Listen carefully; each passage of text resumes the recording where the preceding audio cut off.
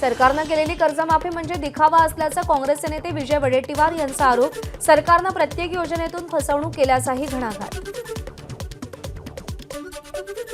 या कर्जमाफीचा शेतकऱ्यांना कुठलाही फायदा होणार नाही.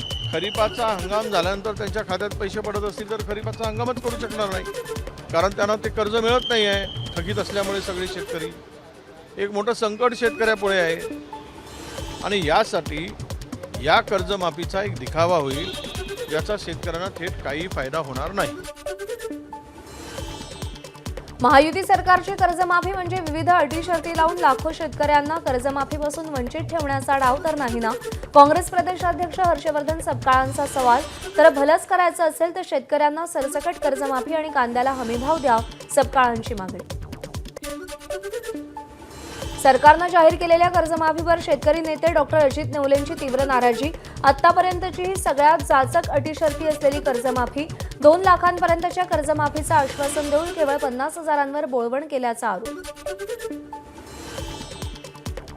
बहुसंख्य शेतकरी त्यांना केवळ 50,000 रुपयावर गुंडाळण्यात आलेले आहे.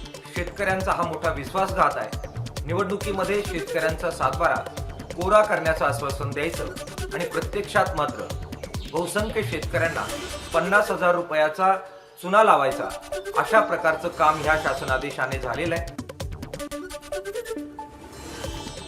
शेतकरी कर्जमाफीवरून विरोधकांचा सरकारवर हल्लाबोल. ही फसवी कर्जमाफी असल्याचं शरद पवारांच्या राष्ट्रवादीचे आमदार रोहित पवारांचं टीकास्त्र.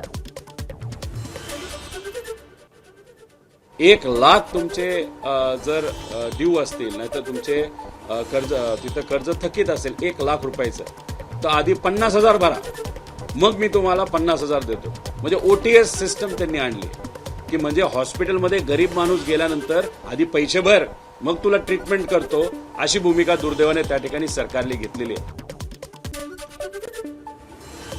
नाशिकच्या रामकुंड परिसरात सुरू असलेल्या शेतकऱ्यांच्या आंदोलनाला खासदार संजय राऊतांनी भेट दिली. रिंग रोड आणि MIDC परिसरातील भूसंपादनाला विरोध म्हणून शेतकऱ्यांचं आठवड्याभरापासून आंदोलन सुरू. शेतकऱ्यांना समाधानकारक मोबदला देण्याची संजय राऊतांची मागणी. सोलापुरातील गोकुळ साखर कारखान्यामध्ये ऊस बिलं अडकल्यानं शेतकरी आक्रमक. 30 ते 40 शेतकऱ्यांकडून भर पावसात घोषणाबाजी.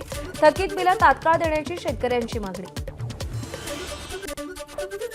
अकोला जिल्ह्यातील अकोटमध्ये युरिया खतासाठी शेतकऱ्यांची गर्दी. खताचा पुरेसा साठा उपलब्ध करून देण्याची शेतकऱ्यांची प्रशासनाकडे मागणी. कोयना धरणातील पाणीसाठा तळाला. वीज निर्मितीवर मोठे निर्बंध. धरणात केवळ 15 TMC पाणी पुरवठा शिल्लक. 4ही वीज निर्मिती केंद्र तात्पुरती बंद. अत्यावश्यक गरज असेल तेव्हाच वीज निर्मिती होणार. सध्या सुरू असलेल्या जनगणनेच्या कामात प्रत्येक भागासाठी घर यादी, गट मांडणी दर्शक नकाशा तयार करण्यात आलाय. यात भूचिन्हांच्या यादीमध्ये विविध धार्मिक स्थळांचा उल्लेख, मात्र बौद्ध विहाराचा उल्लेख नाही. जनगणनेच्या प्रोफार्मामध्ये बौद्ध विहाराचा उल्लेख करण्याची दलित पॅंथर संघटनेची मागणी. ठाण्यातील शिवसेनेच्या बैठकीत संभाजीनगर विधान परिषदेचा तिढा सुटल्याची माहिती. एकनाथ शिंदे आमचे नेते, ते सांगतील तोच अंतिम शब्द असेल. राज्यातील युतीला तडा जाणार नसल्याचं ठाण्यातील बैठकीनंतर आमदार अब्दुल सत्तार यांनी स्पष्ट केलं.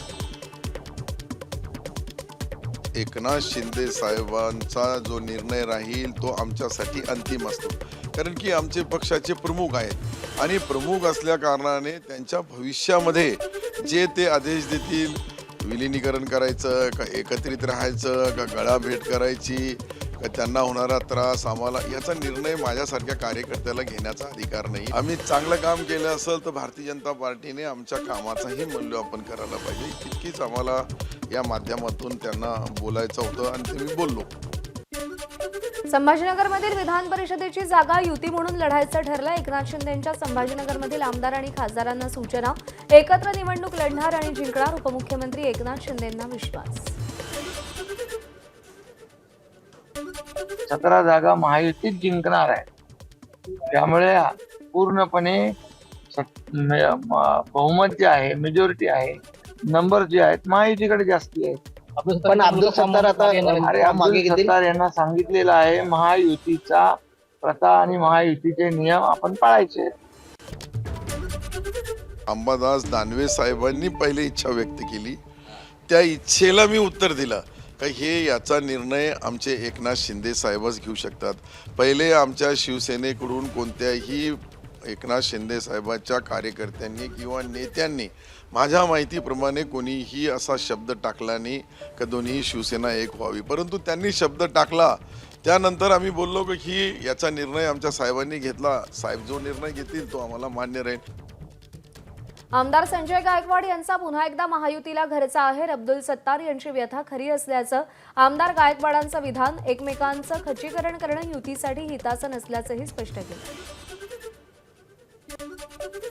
एकनाथ शिंदेंची शिवसेना आमचा नंबर 1चा शत्रू. खासदार संजय राऊत यांनी पुन्हा स्पष्ट केलं. शिंदेंच्या शिवसेनेला रोखणं मोठं आव्हान नाही, तो केवळ पैशांचा फार्स असल्याचाही संजय राऊतांचा म्हणाला. परभणी हिंगोली विधान परिषद निवडणुकीत महायुती आणि महाविकास आघाडीची बंडखोरांमुळे डोकेदुखी वाढली.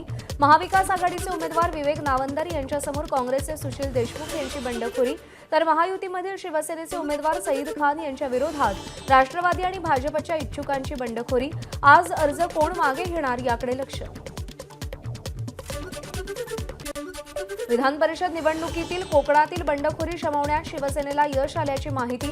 मंत्री उदय सामंत यांच्या नेतृत्वात झालेल्या बैठकीत युती धर्म पाळण्याच्या आमदार आणि पदाधिकाऱ्यांना सूचना. जुईली दळवी उमेदवारी अर्ज मागे घेणार असल्याची माहिती. यवतमाळमध्ये महाविकास आघाडीला मोठा झटका. उमेदवार बाबासाहेबराव कांबळेंची विधान परिषद निवडणुकीतून माघार. संख्याबळ जुळत नसल्यानं माघार घेत असल्याची कांबळेंची प्रतिक्रिया. अमरावती विधान परिषद निवडणुकीसाठी विप्लव बाजोरिया यांचा उमेदवारी अर्ज रद्द. निर्णयाची कॉपी मागण्यासाठी बाजोरिया जिल्हाधिकारी कार्यालयात, मात्र तिथे कुणीही उपस्थित नसल्यानं बाजोरियांचा गोंधळ. शासकीय कामात अडथळा आणल्याप्रकरणी विप्लव बाजोरिया आणि गोपीकिशन बाजोरियांविरोधात गुन्हा. ठाकरेंच्या शिवसेनेला नाशिक विधान परिषदेसाठी उमेदवारी न मिळाल्यानं नगरसेवक आणि मित्रपक्ष नाराज. लढलो असतो आणि पराभव झाला असता तर ते मान्य असतं. नाशिकमधील ठाकरेंच्या शिवसेना नेत्यांचा सूर. उद्धव ठाकरेंच्या शिवसेनेत संजय राऊत विरुद्ध आदित्य ठाकरे असा सामना बघायला मिळतोय. भाजप नेते नवनाथ बन यांचा आरोप. नाशिक विधान परिषदेची निवडणूक लढावी अशी आदित्य ठाकरेंची भूमिका होती, मात्र त्यांना दूर ठेवून निवडणूक न लढण्याचा निर्णय राऊतांनी घेतल्याचा बन यांचा आरोप. दिल्लीतील कॉन्स्टिट्यूशन क्लबमध्ये 8 जूनला इंडिया आघाडीची महत्त्वपूर्ण बैठक. देशातील महागाई आणि इतर प्रश्नांवर चर्चेसाठी विशेष बैठकीचं आयोजन केल्याची खासदार सुप्रिया सुळेंची माहिती. दिवंगत नेते गोपीनाथ मुंडेंच्या स्मृतिदिनानिमित्त पंकजा मुंडे हातात वीणा घेऊन भजनात दंग. गोपीनाथ मुंडेंच्या आठवणींना भारुडातून उजाळा देत पंकजा मुंडे भाऊक. छत्रपती संभाजीनगरमध्ये मदत करण्याच्या नावाखाली पोलिसांचीच फसवणूक करण्याचा प्रयत्न. तोतया सीआयडीबी अधिकाऱ्यांना अटक. एका महिलेसह 3घांना बेड्या. तोतया अधिकाऱ्याच्या गळ्यातील लेसवरून पोलीस आयुक्तांना संशय. चौकशी केली असता बनावट अधिकारी असल्याचं उघड. पुण्यातील विषारी दारू प्रकरणात ग्रामीण पोलीस दलातील आणखी 4 पोलीस निलंबित. पोलीस आणि राज्य उत्पादन शुल्क विभागातील आतापर्यंत 29 कर्मचाऱ्यांचं निलंबन. निलंबित सगळे कर्मचारी आरोपीच्या संपर्कात असल्याचं प्राथमिक चौकशीतून समजलं. बुलढाण्यातील शिवानी कळमेकर बनावट हत्याकांड प्रकरणात 4 पोलीस निलंबित. राजुदा धरण परिसरात सापडलेल्या अनोळखी मृतदेहाची ओळख अजूनही नाही. बच्चू कडू आज पीडित कुटुंबियांची भेट घेणार असल्याची माहिती. एबीपी माझा, उघडा डोळे बघा नीट.